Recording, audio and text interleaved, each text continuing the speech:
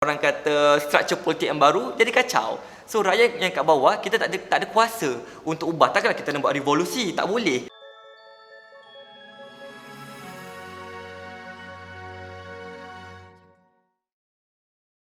Assalamualaikum warahmatullahi wabarakatuh dan salam sejahtera kepada semua. Nama saya Anis Sina. Itu biasa orang panggil lah. Nama sebenar Anis Anwar. Jadi kalau nak follow saya punya Facebook ke IG ke memang pakai Anis Sina je. So untuk hari ini sebenarnya saya nak kongsi tentang apa yang berlaku di Malaysia lah pada hari ini. Sebabnya kita orang kata digembar-gemburkan ataupun tengok di timeline Facebook masing-masing. Dia soal orang kata katak melompat ataupun orang kata frogging lah. Lepas tu ada cerita-cerita orang nak berebut jawatan lah, jawatan Perdana Menteri lah, ataupun orang kata sekarang ini soal mandat rakyat sedang dikhianati. So banyak peristiwa politik yang berlaku pada hari ini yang membuatkan sebenarnya rakyat pening. Sebenarnya apa yang berlaku? Jadi saya cuba untuk kongsikan sebenarnya bagaimana untuk kita make sense atau untuk kita merasionalkan situasi yang berlaku supaya kita faham apa sebenarnya value ataupun apa sebenarnya struktur yang mendasari peristiwa-peristiwa politik yang berlaku pada hari inilah pasca PRU 14. Jadi sebenarnya kita kena bertanya dulu persoalan-persoalan yang perlu kita fikirkan untuk kita faham apa sebenarnya yang sedang berlaku. Jadi orang kata macam mana kita nak kata apa kacamata yang kita boleh gunakan untuk kita telusuri, untuk kita faham situasi ini. Jadi ada dua sebenarnya saya boleh tawarkan sisi pandang ataupun perspektif yang kita boleh gunakan untuk menjelaskan. Pertama sekali adalah siapa sebenarnya yang terlibat dalam polemik ataupun fenomena politik ini. Yang kedua adalah kenapa orang kata politikus atau elit politik ini bertindak sedemikian. Macam tu. Jadi kalau saya boleh bawa rakan-rakan semua untuk kembali kepada masa yang lebih ke belakang. Jadi kita boleh lihat sebenarnya sebelum PRU ke-14 kita telah melihat bahawa tatanan politik ataupun political order itu begitu stabil ataupun fix. Di mana kita tahu jika kita kata parti kerajaan akan tergambar di fikiran kita adalah Barisan Nasional. Tidak lain dan tidak bukan itulah satu-satunya parti yang ada sebagai kerajaan. Tetapi bila kita melihat dari sudut politik kepembangkangan, jadi kat sini kita lihat sebenarnya struktur politik kepembangkangan ini memang mengalami kedinamikan yang tersendiri dan tak pernah fix ataupun tetap pun. Daripada dulunya kita memang ada gabungan blok-blok politik kiri. Lepas tu seterusnya kita ada juga orang kata kesenambungan kepada barisan alternatif dia. Seterusnya tidak bertahan lama kita ada satu gabungan politik pembangkang yang baru pula iaitu Pakatan Rakyat dan akhirnya membawa kepada Pakatan Harapan sebelum Pakatan Harapan memenangi secara bergaya pada PRU ke-14. Jadi kita lihat dari sudut politik kepembangkangan ini ada perubahan binaan-binaan politiknya tetapi tidak bagi orang kata politik kerajaan yang mana fix Barisan Nasional. Tetapi apa yang berlaku selepas PRU 14 kita lihat bila bertukarnya rejim pemerintahan daripada Barisan Nasional kepada Pakatan Harapan, di sinilah saya lihat berlakunya keruntuhan. Keruntuhan apa? Keruntuhan tatanan politik tradisional. Jadi kita lihat bila berlakunya perubahan kerajaan diambil alih oleh Pakatan Harapan, seterusnya pembangkang pada waktu itu adalah Barisan Nasional dan juga PAS. Jadi orang kata struktur itu mula bergoyang pada waktu bila? Okay, kita lihat bagaimana situasi di Sabah. Pada asalnya kerajaan negeri yang patutnya orang kata memenangi adalah Barisan Nasional. Tetapi bila berlakunya perubahan di peringkat persekutuan, jadi berlaku acara lompat-melompat. Yang mana adun-adun daripada parti-parti komponen BN ini meninggalkan parti dan menyertai warisan, membentuk kerajaan baru iaitu Kerajaan Negeri Warisan. Seterusnya kita lihat bahagian di peringkat persekutuan pula selepas itu adanya ahli-ahli parlimen dan juga sebenarnya adun-adun di kerajaan negeri di Semenanjung ini mula untuk melompat parti, mencari parti baru dalam kerajaan. Itu yang ramai masuk kepada bersatu ataupun sekurang-kurangnya ada yang orang kata declare atau isytihar diri sebagai adun bebas. Jadi kat sini kita boleh lihat sebenarnya sempadan politik kepartian di antara dua blok ini sebenarnya menipis ataupun semakin kabur. Siapa sebenarnya kerajaan? Siapa sebenarnya pembangkang sekarang? Jadi ini kita lihat bila mana sempadan ini semakin kabur, ahli-ahli politik ini boleh sebenarnya untuk melompat-lompat ke sana, ke sini, ke sana, ke sini, nampak macam tu. Jadi kitanya rakyat ni yang jadi pening. Sebenarnya sekarang ni siapa dengan siapa macam tu. Jadi kita boleh faham apabila tatanan politik itu dah runtuh, jadi binaan baru itu sebenarnya belum siap atau belum kukuh. In fact kita sedang berubah-ubah sekarang ni. Mungkin tiang dekat sini, esok lusa mungkin tiangnya kat sana. Jadi strukturnya itu belum lagi kekal. So that's why kita nampak berlakunya ketidakstabilan kerjasama politik yang berlaku dalam dua-dua blok sekarang ni. So seterusnya kita tengok kenapa mereka ini bertindak sedemikian. Jadi kita sebagai rakyat confirm lah ataupun secara tentu kita akan lihat mereka ini sebenarnya nakkan kuasa je.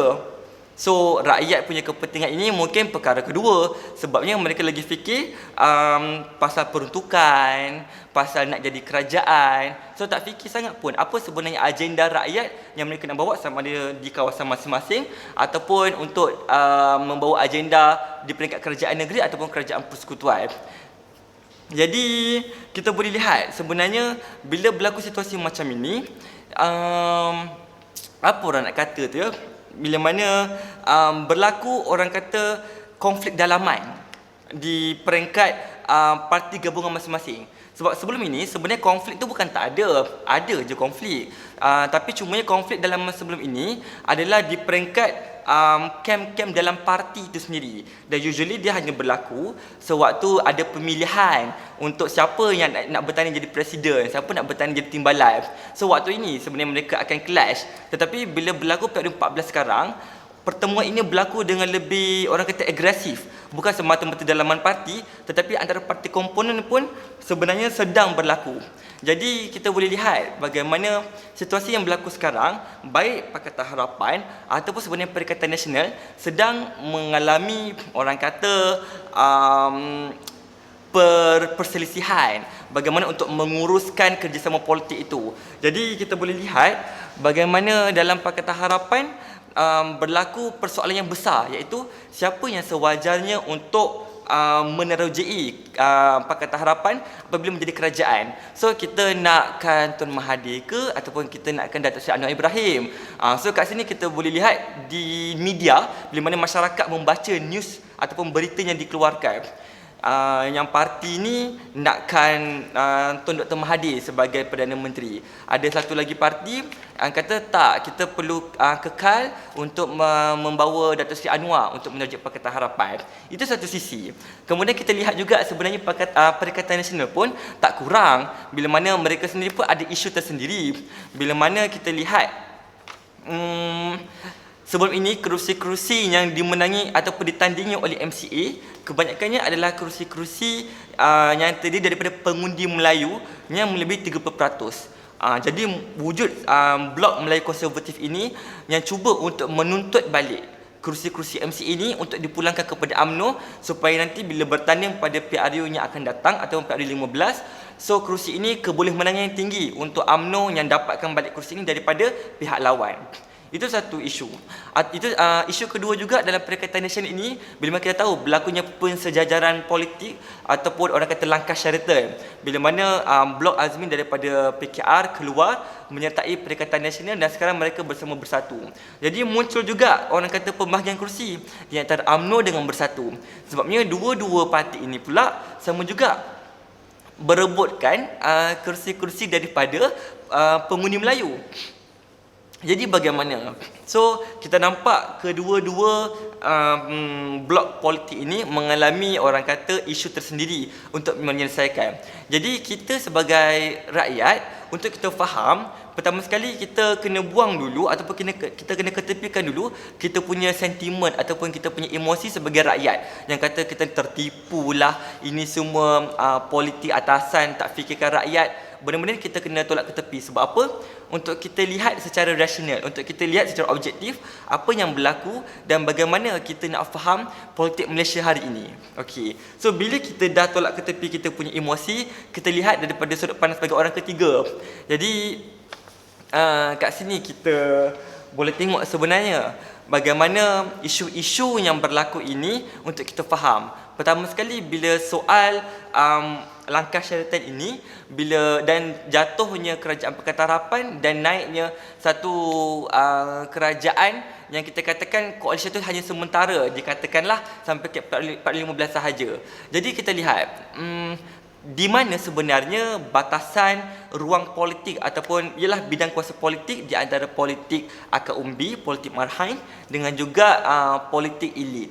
Jadi kita lihat Perlembagaan Persekutuan sebenarnya telah memberikan orang kata garis panduan yang jelas. Cumanya selama ini sebelum PRU ke-14 kita faham bahawasanya kerajaan yang naik adalah daripada mandat rakyat. Macam itulah itu yang kita fahamkan. Cumanya bila berlaku pada hari ini kita tahu sebenarnya setiap lapisan pemain politik itu ada ruang lingkup yang tersendiri. Jadi kita tengoklah bila mana PRU ke-14, bila PRU ke-14 ataupun PRU mana PRU lah rakyat mengundi. Sebenarnya bila rakyat mengundi, wujud persoalan, adakah rakyat ini mengundi hanya semata-mata untuk mengundi calon bagi kawasan masing-masing, atau sebenarnya rakyat ini mengundi untuk menubuhkan sebuah kerajaan? Jadi kat sini kita boleh lihat bagaimana struktur politik kita beradaptasi. Sebab secara strukturnya kita punya flow adalah rakyat mengundi and then MP ini dipilih. Bila mana-mana MP daripada satu blok itu membentuk majoriti di Dewan, so terbentuklah kerajaan. Tapi sebelum ini MP yang membentuk majoriti itu confirm lah ataupun sudah pasti adalah terdiri daripada koalisi ataupun gabungan politik yang sama. Dasar sebelum ini adalah Barisan Nasional di peringkat persekutuan. Kalau di kerajaan negeri PAS menang di mana kerajaan negeri Kelantan misalnya. Lepas tu Selangor dan Pulau Pinang Parti Pakatan Rakyat dan Pakatan Harapan menang jadi majoriti membentuk kerajaan negeri. Itu yang kita faham. Tetapi bila berlaku pada hari ini kita sedar sebenarnya ahli-ahli parlimen ini ada kuasa yang mana mereka belum exercise atau mereka belum laksanakan sebelum PRU 14, iaitu mereka sebenarnya boleh orang kata mewujudkan pakatan tersendiri di luar batasan kepartian untuk membentuk majoriti baru ataupun majoriti yang mereka bayangkan atau kehendaki untuk membentuk sebuah kerajaan. Jadi kat sini kita nampak garis pemisah di antara politik akar umbi, iaitu hanya sekadar mengundi ahli calon waktu pilihan raya, dan juga bidang kuasa MP, iaitu setelah menang mereka boleh bentuk koalisi mereka tersendiri tanpa persetujuan rakyat untuk membentuk kerajaan. Jadi kat sini muncul juga sebenarnya orang kata persoalan, perlu ke tidak untuk kita buat undang-undang ataupun akta anti lompat parti macam tu, ataupun sebenarnya disebabkan berlaku hari ini perlu ke tidak untuk kita ubah sistem pilihan raya supaya mandat rakyat ini boleh dipelihara. Jadi sebenarnya pada saya dua-dua persoalan ini memainkan orang kata ada kesinambungan ataupun adanya ketersaling hubungan. Sebab apa? Sebab pada hari ini dengan sistem sedia ada, rakyat mengundi ada dua faktor. Sama ada mereka mengundi disebabkan ahli parlimen ataupun calon, ataupun mereka mengundi disebabkan parti. So jadi bila kita nak buat undang-undang anti lompat parti pada waktu sekarang, pada saya belum sesuai. Sebenarnya kita perlu lakukan satu reform dulu, satu reformasi pilihan raya dulu, iaitu sekarang ni kita amalkan first past the post system.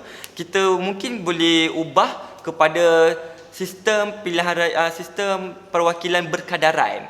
Jadi kalau menggunakan sistem itu, rakyat akan mengundi parti.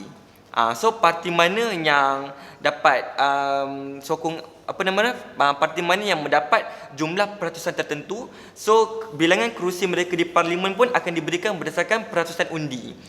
So ini yang kita kata sebagai undi popular. Jadi kalau sistem ini kita boleh adaptasi, so kat sini kita boleh katakan secara legit ataupun sah, iaitu kerajaan yang dapat jumlah kursi sekian-sekian adalah daripada undian parti yang diundi oleh pengundi. Jadi kalau mereka melompat sahaja ataupun keluar sahaja parti, so kat situ dah kita boleh gunakan undang-undang anti lompat parti untuk kekal. Jadi kalau kita nak buat orang kata satu perubahan untuk menjaga mandat rakyat dan juga kita nak pastikan integriti ahli-ahli parlimen di peringkat atasan itu, kita perlu ada satu sistem yang betul-betul jelas. Yang mana sistem undi ini disebabkan siapa? Disebabkan calon ataupun sebenarnya disebabkan oleh parti. Jadi itu satu juga. So kita faham sebenarnya lompat-lompat ni boleh ke tidak, isu dia bagaimana. Jadi apa yang kita as rakyat perlu faham dan apa sepatutnya cara untuk kita moving forward, untuk kita jaga demokrasi kita, untuk menjaga kepentingan rakyat dan juga untuk menjaga integriti politik elitis ini. Jadi kita sedar sebenarnya dalam sebuah negara demokrasi, penglibatan rakyat hanyalah sekadar satu elemen sahaja untuk memastikan demokrasi kita bergerak. Tetapi sebenarnya dalam sebuah amalan demokrasi ini kita adalah kita punya kewujudan ataupun kita punya peranan adalah saling melengkapi, di mana rakyat menjadi subjek pemerintahan kepada negara, sebab tanpa rakyat negara tidak wujud. Tetapi untuk mentadbir sebuah negara, rakyat pula memerlukan orang kata struktur elit untuk mentadbir, menentukan hala tuju. Jadi kita faham demokrasi yang sihat bukan semata-mata memerlukan penlibatan rakyat, tetapi juga sebenarnya adalah kestabilan, orang kata kestabilan struktur politik di antara politik elit dalam kerajaan dan politik elit dalam pembangkang. Sekiranya politik elit ini melampaui batas mereka, bermaksud apa? Bermaksud kerajaan nak jaga ataupun nak sibuk-sibuk masuk kepada pembangkang punya isu, ataupun politik dalam pembangkang ini berpakat-pakat dengan kerajaan nak buat shuffle macam mana. Sebab kita tahu bahawa negara ini ada undang-undang dia, ada perlembagaan yang kita kena patuh. Jadi elit politik juga sebenarnya kena faham apa struktur politik, apa orang kata fabrik politik kita supaya tidak terganggu-gugat. Jadi kat sini kita kena sedar bahawasanya dalam politik demokrasi ini peranan politik elit sangat penting, supaya mereka tahu apa mereka punya batasan, apa mereka punya peranan. Jadi di sini kalau saya boleh orang kata cadangkan ataupun proposekan adalah, pertama sekali politik elit ini perlu diikat ataupun perlu dipandu dengan kerangka politik ataupun sistem pilihan raya yang lebih jelas, supaya mereka tahu mereka tidak boleh untuk lompat parti. Itu yang pertamalah.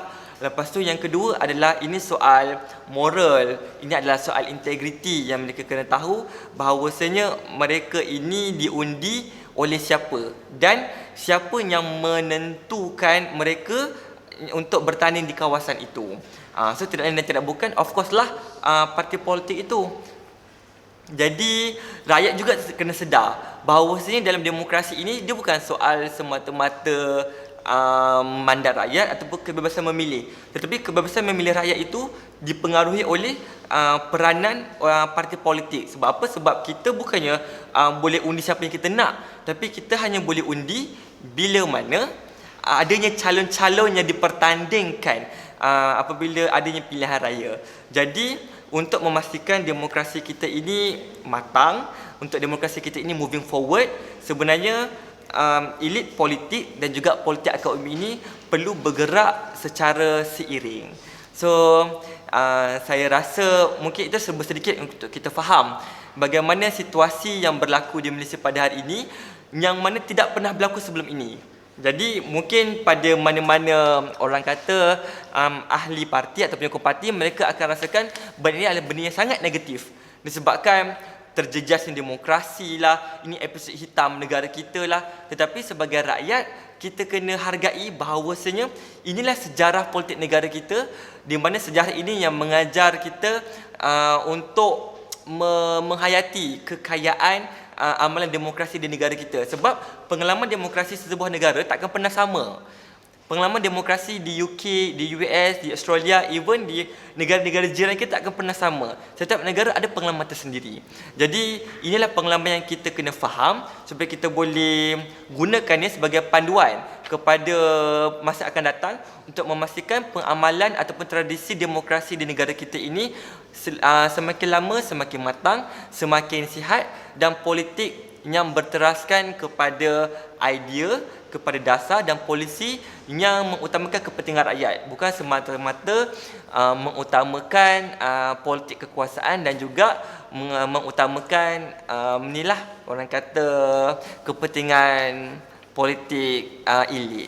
So saya rasa itu saja daripada setakat ini.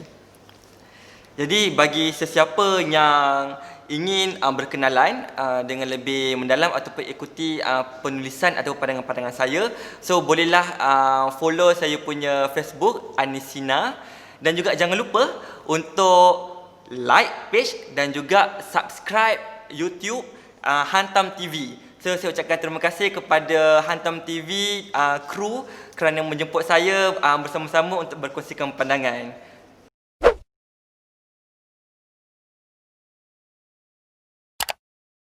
Nak ajak makan, nak ajak lepak, tak ada masalah. Anytime boleh start. Salam Ustaz. Salam Ustaz. Intro dulu kan? Intro dulu ya? Ya, ya. Nak intro apa je? Assalamualaikum, saya Anisina. Satu je. Okay.